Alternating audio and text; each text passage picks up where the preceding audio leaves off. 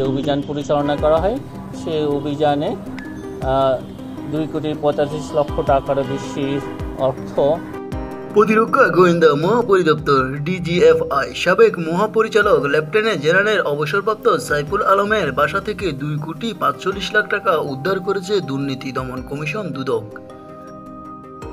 গত 27 ফেব্রুয়ারি দুদকের নেতৃত্বে একটি টিম বিশেষ অভিযান চালিয়ে তার ক্যান্টনমেন্ট বাসা থেকে ওই টাকা উদ্ধার করা হয়। উপস্থিতিতে জব্দ তালিকা মূলে সে ট্রাঙ্ক এবং ট্রাঙ্কের ভিতরে রক্ষিত টাকা উদ্ধার করা হয়েছে এবং সেটা রোববার 2 মার্চ দুদকের প্রধান কার্যালয়ের সামনে গণমাধ্যম কর্মীদের এক প্রশ্নের জবাবে সংস্থাটি মহাপরিচালক মোহাম্মদ আখতার হোসেন এসব কথা বলেন। তিনি বলেন, সাইফুল আলমের বিরুদ্ধে দুদকের একটি অনুসন্ধান চলমান রয়েছে। গোপন সংবাদের ভিত্তিতে গত 27 ফেব্রুয়ারি ক্যান্টনমেন্ট তার বাসা থেকে 2,45,00,000 টাকা উদ্ধার করা হয়েছে, তা জব্দ করাও হয়েছে। অনেক অনেক ধন্যবাদ আপনাকে।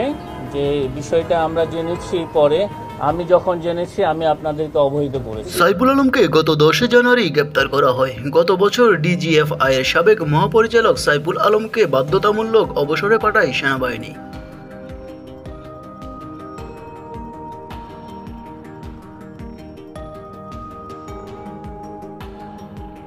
নিউজ বাংলা 29।